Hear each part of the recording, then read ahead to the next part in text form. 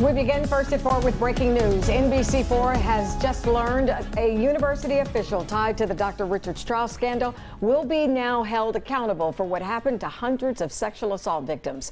Thank you, everybody, for joining us. I'm Darlene Hill. And I'm Brad Johansson. Earlier this afternoon, the Ohio Medical Board voting to accept the surrender of Dr. Ted Grace's license to practice medicine in the state of Ohio. He is the former director of student health services.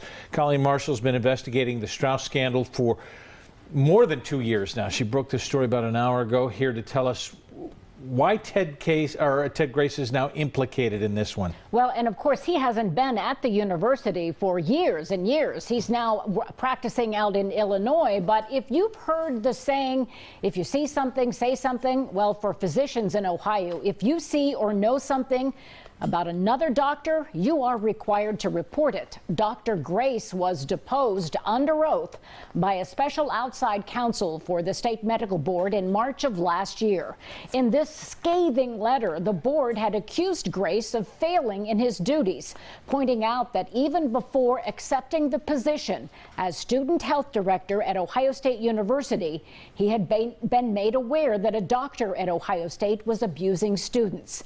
As director, the letter says, you had heard that a physician at OSU had been touching athletes, and that this rumor was so widespread through the college health community that it went clear across the country to reach you in California.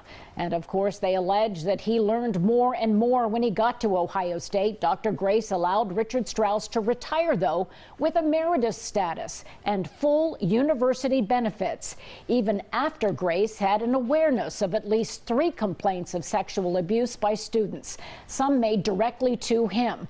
We now know, of course, that more than 300 students and student athletes had filed claims against the university for allegedly turning a blind eye to what Strauss was doing over a period of 2 decades.